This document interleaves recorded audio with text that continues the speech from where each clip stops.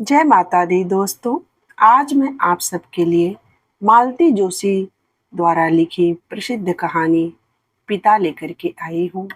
दोस्तों, कहानी पसंद आए तो लाइक शेयर करना, और अगर चैनल पे आप पहली बार आए हों, चैनल को सब्सक्राइब नहीं किए हों तो प्लीज़ सब्सक्राइब कर दीजिए कि इसी तरह से प्यारी प्यारी कहानियाँ मैं आप तक पहुँचाती रहूँ। तो चलिए, मालती जोशी द्वारा रचित प्यारी सी कहानी पिता हम शुरू करते हैं। पिता नहीं रहे। बाबा, बाबूजी, डैडी, पापा, कुछ भी नहीं। जब भी जिक्र हुआ है सिर्फ पिता ही कहा गया है। पिताजी भी नहीं। शायद उतने सम्मान के वे भी अधिकारी नहीं थे। नानी तो हमेशा बाप ही कहती रही। सुमी का बाप उस घर का सबसे चर्चित और तिरस्कृत मुहावरा था। तो पिता नहीं रहे।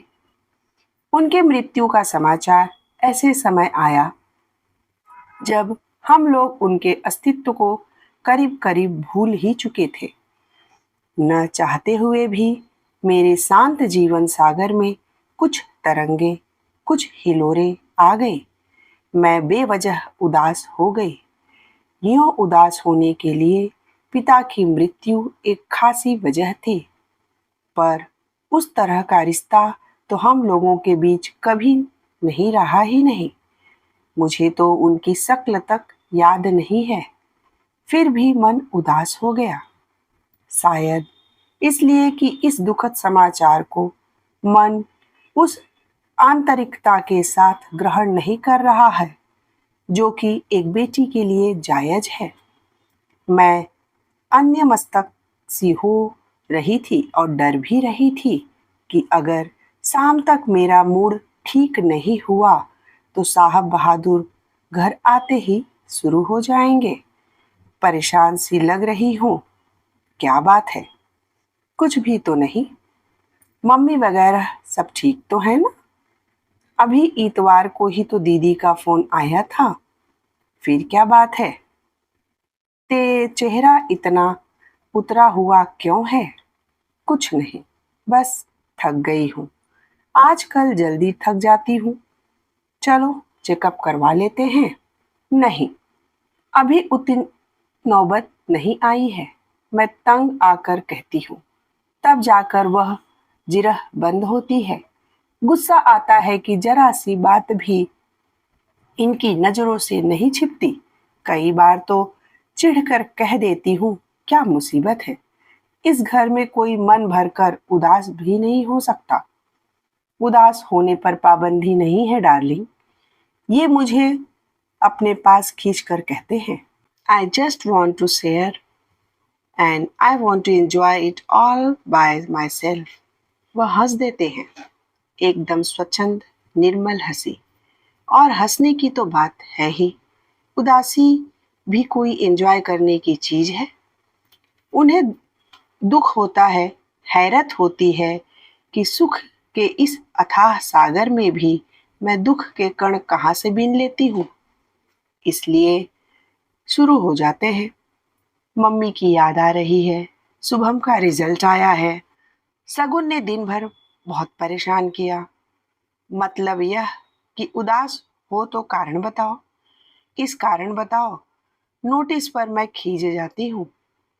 पति का इतना अधिक संवेदनशील होना भी भार लगने लगता है। और मम्मी को हमेशा यह शिकायत रही कि उनके पति के पास संवेदना नाम को भी नहीं थी। हद दर्जे का आत्म केंद्रित व्यक्ति था वह। दूसरों के सुख दुख से एकदम अनजान। घर उनका था, वे स्वामी थे। मम्मी पत्नी कम, नौकरानी ज्यादा थी। नौकरानी जिन्हें तनख्वाह न देनी पड़ती हो। मेज संवारने से लेकर सेज संवारने तक का हर काम खुशी खुशी करना उनका फर्ज था। पति के जूते तक उन्हें उतारने होते थे, साफ करने होते थे, जबकि वे खुद पैर की जूती से ज्यादा कुछ नहीं थी। यह जुमला बराबर उन पर फेंका जाता था। पैर की जूती, जब चाहा पहन लिया, जब चाहा उतार दिया।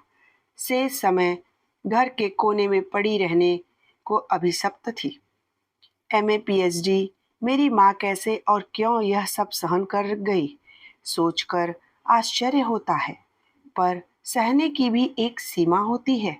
उस सीमा के पार हो जाने के बाद क्षण भर भी उस घर में सांस न ले सकी। अपनी दोनों बेटियों को गोद में उठाकर सीधे नानी के घर आ गई। कुल 8 साल के वैवाहिक जीवन का पटाक्षेप हो गया। उस समय दीदी 5 साल की और मैं महज 2 साल की थी। इसलिए मेरे मन में न पिता की और न पिता के घर की कोई यादें बाकी थी। भाई के घर में हमेशा निवाह होना कठिन था। मम्मी इस बात को जानती थी, इसलिए संविधा और संयोग जुड़ते ही उन्होंने अपना स्थानांतरण भोपाल करवा लिया। आते समय नानी को भी साथ लेती आई, ताकि उनके भरोसे लड़कियों को छोड़कर निश्चिंतता से नौकरी कर सके। जब से होश संभाला, नानी को सदा अपने पास ही पाया है। मम्मी की व्यथा कथा भी उन्हीं से सुनी है। नहीं तो मम्मी ने तो बच्चों के सामने वह अध्याय कभी खोला ही नहीं। न कभी पिता की निंदा की, न उन्हें याद किया। नानी ही जब तब उन्हें कोसने लगती तो वह थके स्वर में कहती, अब रहने दो अम्मा, तुम अपनी जुबान क्यों गंदी करती हो। नानी कहती, लली, मेरी जान जलती है, तभी न गालियों निकलती हैं। मरे ने मेरी सोन चिड़ैया की जिंदगानी मिट्टी कर दी। बाप के रहते बेटियां अनाथ हो गईं। नानी का जब मूड खराब होता तो उन रिश्तेदारों की भी सामत आ जाती जिन्होंने यह संबंध सुझाया था। मरों ने हवा तक नहीं लगने दी कि लड़के का चलन ठीक नहीं है। पता नहीं किस जन्म की दुश्मनी निकाली है। ईश्वर करे उनकी बेटियों को भी ऐसी ही नरक नसीब हो। नानी किसी तरह चुप न होती तो मम्मी मुझे खींचकर दूसरे कमरे में ले जाती और कहानी सुनाने लगती। मैं बड़ी बड़ी आंखों से मम्मी को देखते हुए दूसरी ही कहानी बुनने लगती। उस कहानी में न राजा रानी होते, न परियां होती।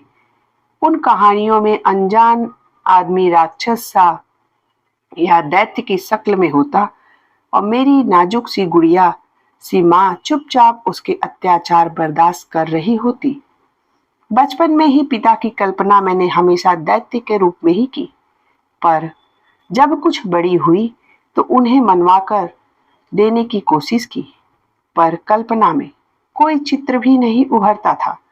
जैसे जैसे समझ आती गई, कुछ वाक्य मन पर अंकित होते गए। निम्मी बिल्कुल अपने पिता पर गई है।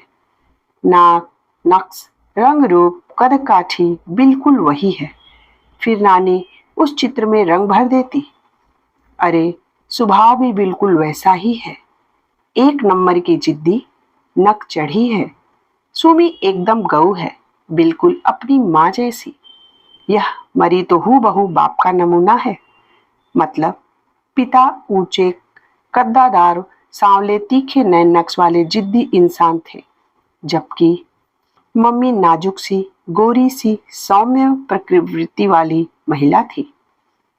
लोग कहते हैं ईश्वर जानबूझकर ऐसे जोड़े बनाता है ताकि संतुलन बना रहे, दोनों एक दूसरे के पूरक हो जाएं। फिर इन लोगों की निभी क्यों नहीं? क्या गड़बड़ हो गई? कभी कभी दादी ने मनुहार करती, दीदी बताओ ना, अपने पिता कैसे थे? तुम तो उस समय काफी बड़ी थी ना। दीदी अपने स्वभाव के विपरीत मुझे एकदम झिड़क देती। मेरा दिमाग मत चाटो, मुझे कुछ भी याद नहीं है, न ही मैं इसकी कोई जरूरत महसूस करती हूँ। फिर धीरे से कहती, दूसरी बेटी पैदा करने के अपराध में उन्होंने मम्मी को जो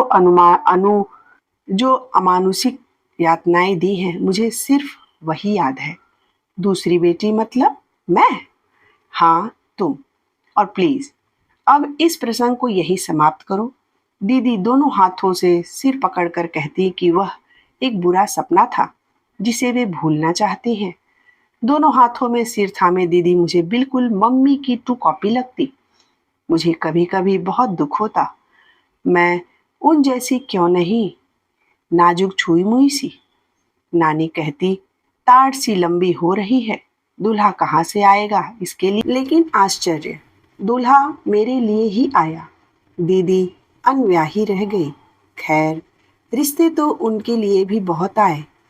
लोग तो 5 कपड़ों में ब्याह कर ले जाने को तैयार थे, पर दीदी को विवाह के नाम से चिढ़ ही हो गई थी। बचपन के जो दृश्य दुस्वप्न की तरह उनके मन पर अंकित हो गए थे, उनसे वे कभी मुक्त नहीं हो पाए। डॉक्टर होते ही वे आगे की पढ़ाई के लिए अमेरिका चली गई और वहीं बस गई। दीदी के जाने के बाद मम्मी एकदम अकेली पड़ गई। कुछ तो नानी की मृत्यु ने ही उन्हें तोड़ दिया था। दीदी के जाने के बाद तो एकदम ही गुमसुम हो गई। दीदी के साथ उनके अंतरंग संबंध थे।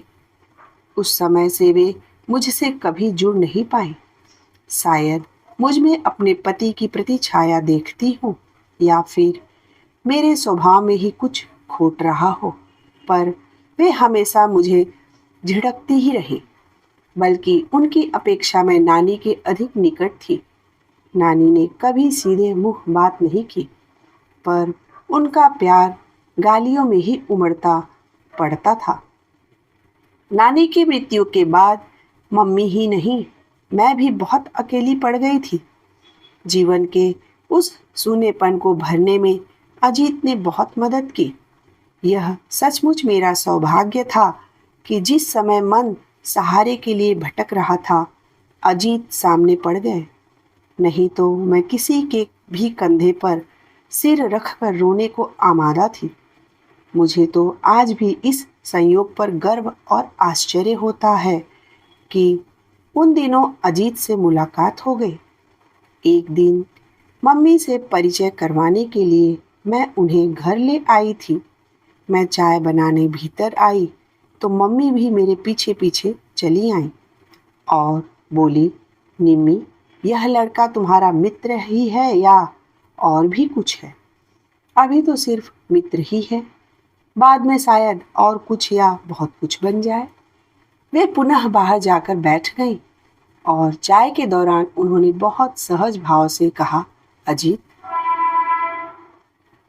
नमिता ने शायद तुम्हें बताया होगा कि मैं उसके पिता बरसों से अलग है।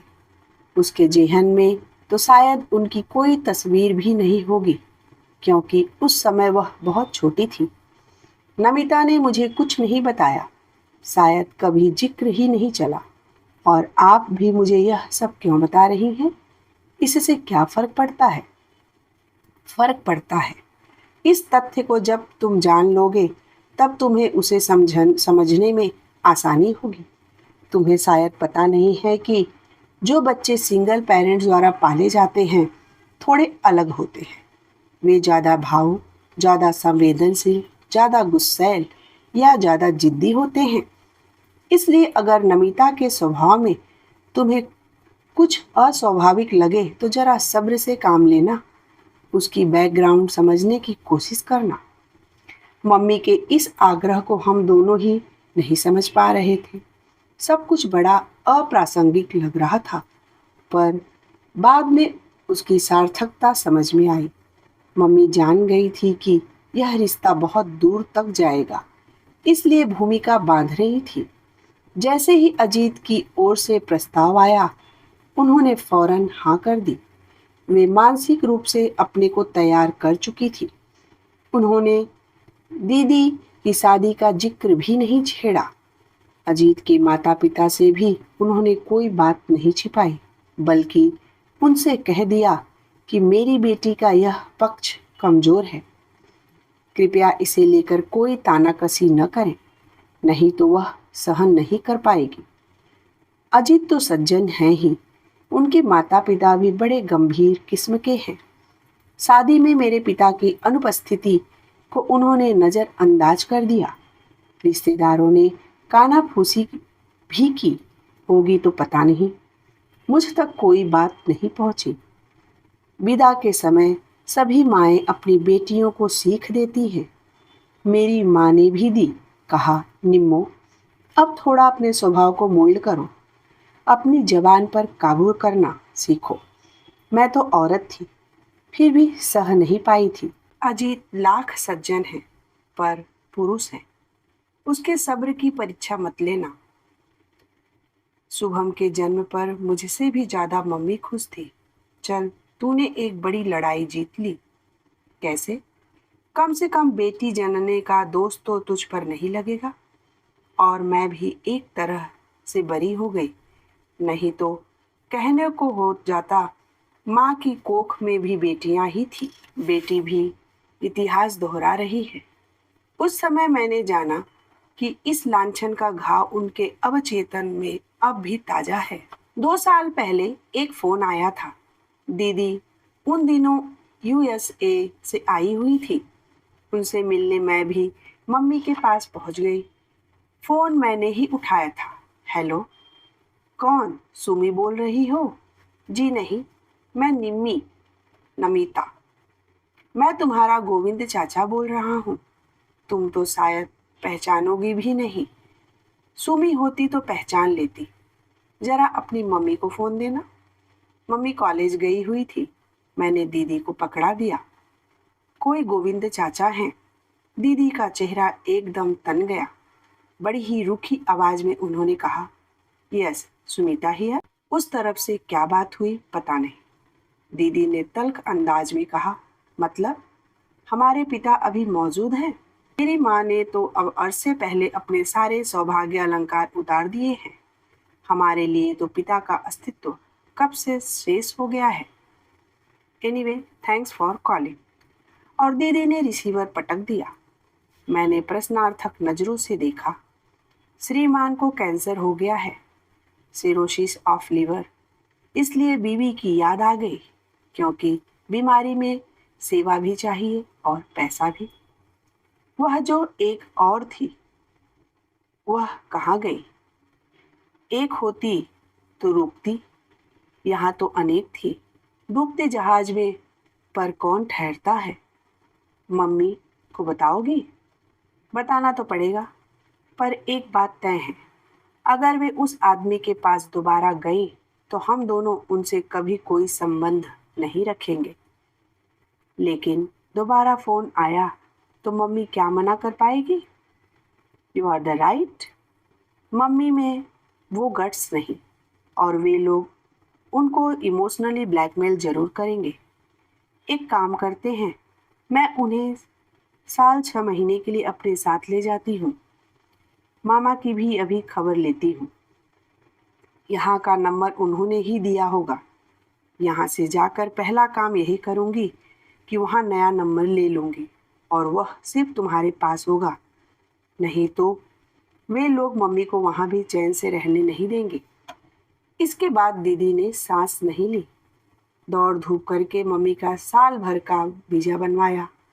वह जो मम्मी से कह रही थी कि नौकरी छोड़ दो, पर मम्मी नहीं मानी। लंबी छुट्टी ले ली। पिछले साल 1 महीने के लिए आई थी। वीजा की अवधि बढ़ाकर फिर चली गई। मम्मी के जाने के बाद मैं अकेली पड़ गई हूँ। 8वें दिन फोन पर बात होती है, फिर भी दूरी का एहसास नहीं जाता। 3 लोगों की हमारी छोटी सी दुनिया थी। वे दोनों तो अब भी साथ ही हैं, मैं ही अलग पड़ गई हूँ। मम्मी से शिकायत करती हूँ तो वे हंस देती हैं, पगली, तुम्हें अब हमारी ज़रूरत क्या है? तुम्हारी तो अपनी अलग दुनिया है। तुम्हें तो अब हमारी याद भी नहीं आनी चाहिए। ऐसा भी कहीं होता है? आज सुबह 11 साढ़े 11 के करीब उन्हीं गोविंद चाचा का फिर फोन आया था। इस बार सीधे मेरे पास ही आया था। मम्मी दीदी के पास थी और दीदी का नया पता, नया नंबर सिर्फ मुझे मालूम था।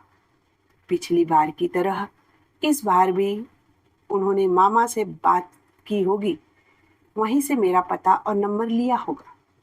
मैं तुम्हारा गोविंद चाचा बोल रहा हूँ, पहचान रही हो ना? जी, एक खबर देनी थी। कहिए। तुम्हारे पिता नहीं रहे। चाहती तो दीदी वाला जुमला फिर से उछाल देती, पर इच्छा ही नहीं हुई। इस खबर पर कोई भी प्रतिक्रिया व्यक्त करने का मन नहीं हुआ। निम्मी, सुन रही हो ना? जी। तुम्हारी मम्मी को खबर करनी थी। तुम्हारे मामा जी के पास सुमी का नंबर नहीं था। भाभी शायद वहीं है। मैं खबर कर दूंगी। हफ्ते 6 दिन में दीदी फ़ोन कर ही लेती हैं, तब बता दूंगी। मुझे नंबर दे देती तो। ऐसी भी क्या जल्दी है, 2 दिन बाद भी पता लगेगा तो क्या फ़र्क पड़ेगा। आप तो जानते हैं, बरसों पहले उन दोनों ने एक दूसरे को अपनी ज़िंदगी से खारिज कर दिया था। खैर, मैं तो अपना फ़र्ज़ अदा करना चाहता था, आगे तुम्हारी मर्जी। वे रिसीवर रखने को ही थे कि मैंने तपाक से कहा, आपका फ़र्ज़ क्या यही तक सीमित था? मतलब? जिस तत्परता से आपने अपने भाई की बीमारी और अब मृत्यु की खबर पहुंचाई है, उसी तत्परता से कभी हमारी भी खोज खबर ली होती।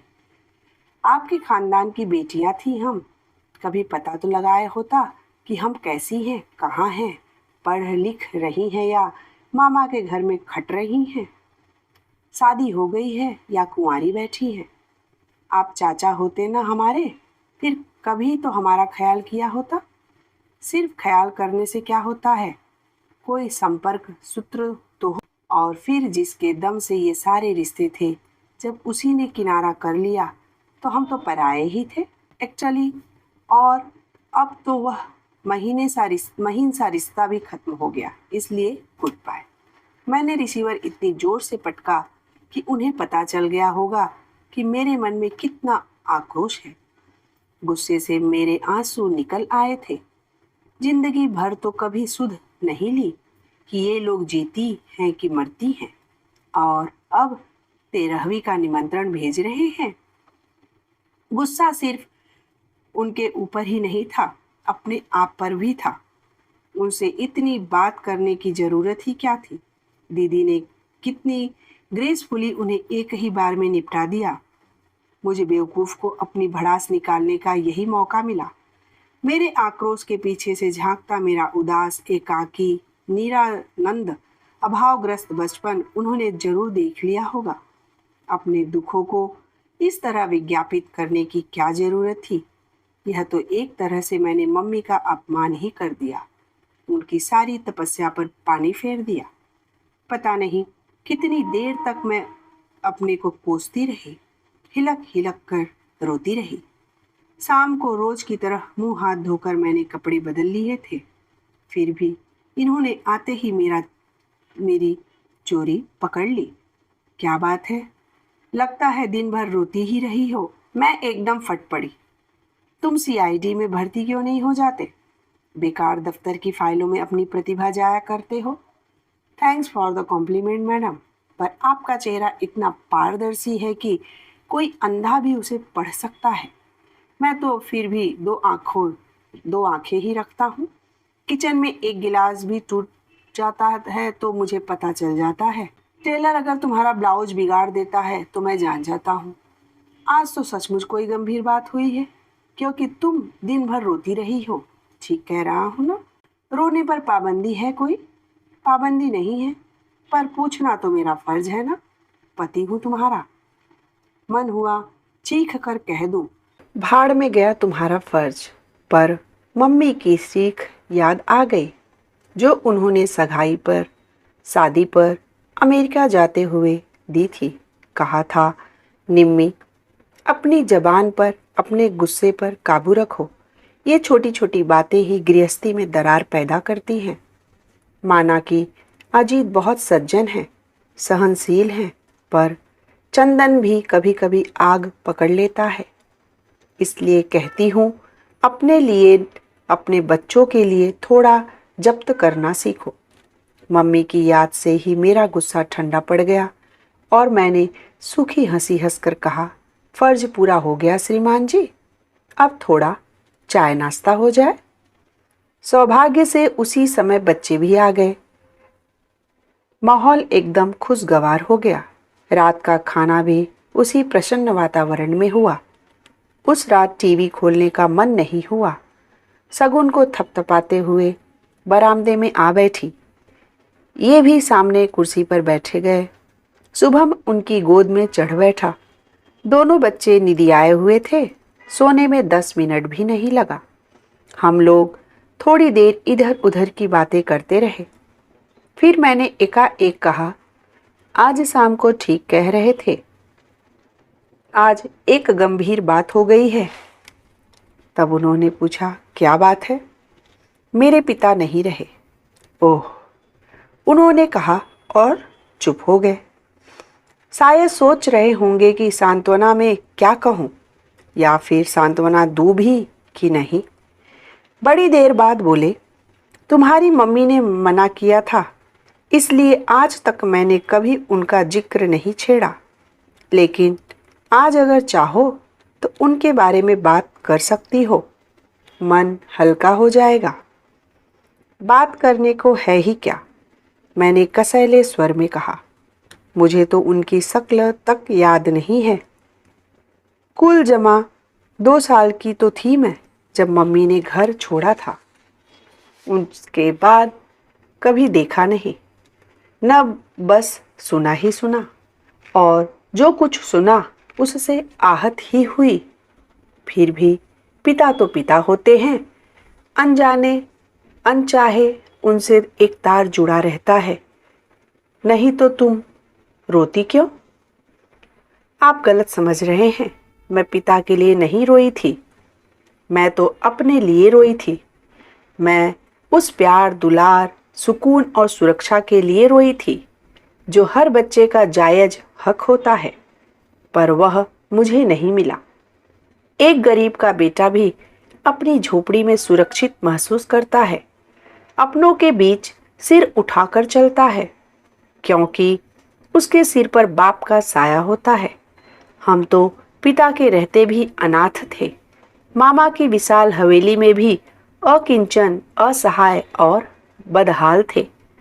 मामा हमें मजबूरी में पाल रहे थे, पर उनके बच्चों को हम फूटी आंख नहीं भाते थे।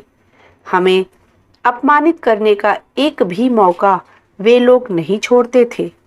हम लोग न अपनी पसंद का पहन ओढ़ सकते थे, न मन भरकर खा पी सकते थे। आज़ादी से हंसने बोलने की भी मनाही थी। मामी की चौकन्नी नज़र हमेशा हमें घूरती रहती। उनकी जबान तो एकदम जहर बुझी थी। वे हमें कभी नहीं भूलने देती थी कि हम तीनों उनके टुकड़ों पर पल रहे हैं। दीदी तो फिर भी समझदार थी, पर मैं अक्सर जिद पर आ जाती थी। तब वे हाथ नचा नचा कर कहती, बाप के घर से क्या बांध कर लाई थी जो मांग रही हो? मम्मी कुछ कहने जाती तो तांडव शुरू हो जाता। सबको सुनाकर कहती, ऐसा स्वभाव था तभी तो ससुराल में नहीं बनी। अब यहाँ हमारी छाती पर मूंग दलने आ गई है। मेरे बच्चों के मुंह का कौर छीन गया। यूं तो मम्मी कॉलेज में नौकरी कर रही थी, मामा को अपने हिस्से का खर्च भी दे रही थी, पर मामी को संतोष नहीं था। उन्हें तो हमारी उपस्थिति ही खटकती थी। नानी एक ही शहर में दूसरा घर लेने की इजाज़त भी नहीं दे रही थी। हार कर मम्मी ने बड़ी मुश्किल से अपना ट्रांसफ़र भोपाल करवा लिया। लड़कियों का साथ था, इसलिए बेटे का महल छोड़कर नानी भी हमारे साथ आ गई और आखिरी दम तक यहीं रही, लेकिन अपना खर्च बराबर बेटे से लेती रही। कहती, अब आखिरी समय में बेटी की कमाई क्यों खाऊं? उनकी इस बात के पीछे रस्म रिवाज थे या बेटी की मदद की आकांक्षा, कौन जाने। नानी न होती तो हम लोगों का पता नहीं क्या हाल होता। मैं उन्हें बड़े मनयोग से अपने बचपन की कहानी सुना रही थी। एकाएक पता नहीं कितनी सारी बातें याद आ गई। अपना अकेलापन, मम्मी के आंसू, पड़ोसियों की तानाकसी, सहेलियों की कानाफूसी, रिश्तेदारों का उपहास। यह भी याद आया कि भोपाल आने के बाद मम्मी ने जब अपने सुहाग चिन्ह उतार दिए थे तो हम लोग कितना सहम गए थे। उनका रूप देखकर नानी तो एकदम बिदक गई थी। मम्मी ने शांत भाव से कहा, अम्मा, लोग तरह तरह के सवाल पूछते हैं, किस किस को अपना इतिहास सुनाती फिरूं। लड़कियां भी परेशान होती हैं। वैसे भी ये चीजें मेरे सौभाग्य की नहीं, दुर्भाग्य की ही प्रतीक हैं। करवा चौथ या तीज पर मम्मी व्रत नहीं रखती थी। नानी को उन्होंने समझा दिया था, अम्मा मैं तो एक जन्म में ही भरपाई हूँ। जन्म जन्मांतर के लिए ऐसे पति की कामना तो मैं बिल्कुल ही नहीं कर सकती।